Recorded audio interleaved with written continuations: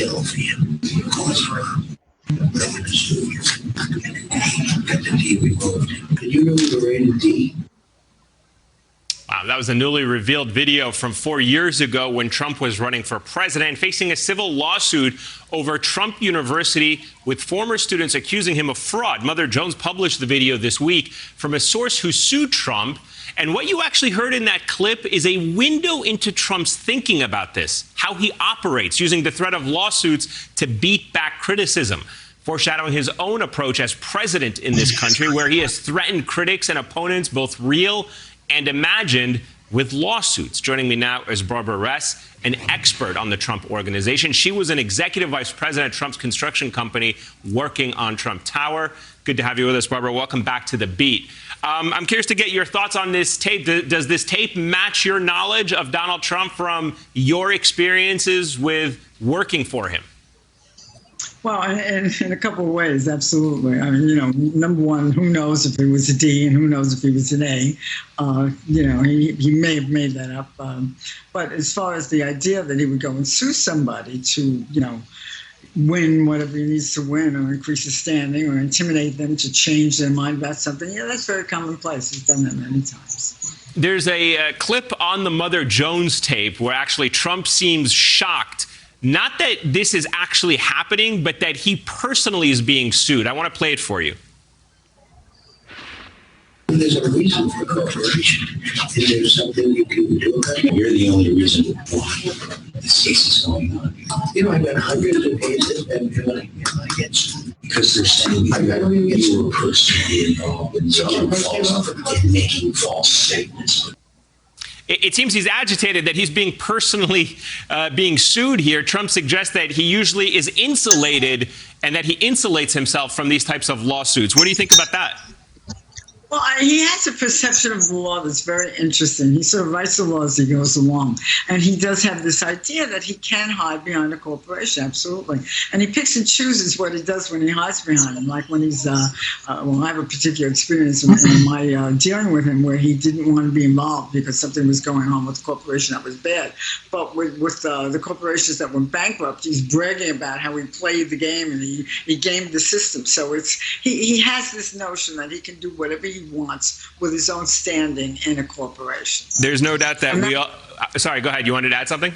I was just going to say that must have killed him. Yeah, I was going to say, speaking of something that also might have gotten under his skin, the ratings from last night, because we all know that Trump's obsessed with how things rate whenever he is speaking, and he tweeted about it this morning, obviously.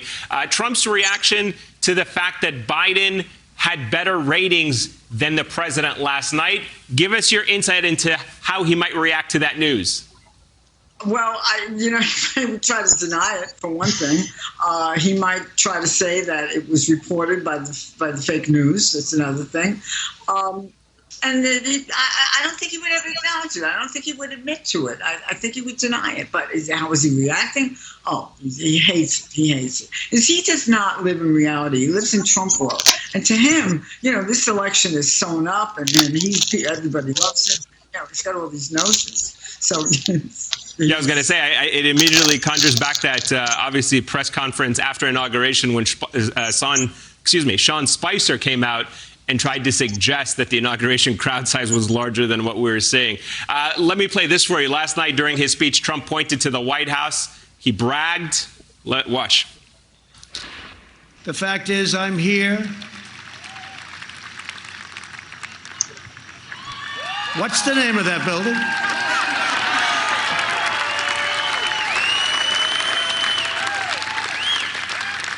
But I'll say it differently. The fact is, we're here and they're not. Your thoughts about that? Sort of plays on the same thing I just said.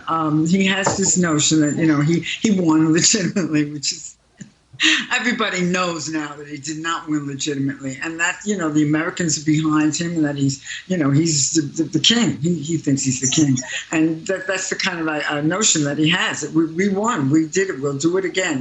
Meanwhile, he lost, in my opinion, and won only with manipulations. Yeah, speaking of, we're going into the final stretch here of the elections, about 66, 65 days out.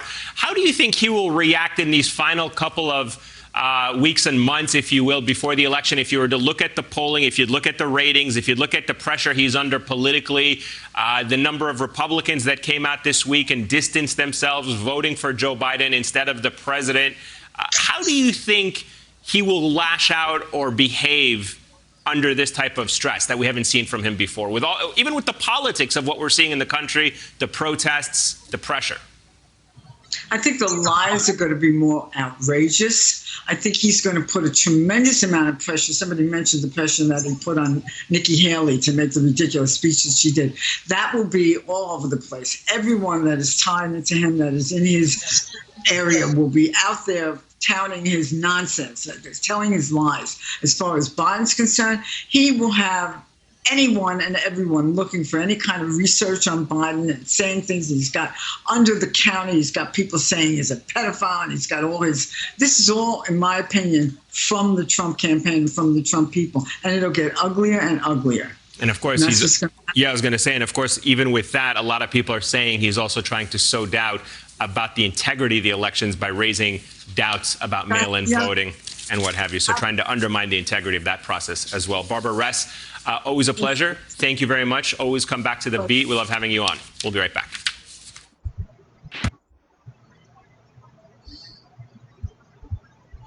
Start treating your body to the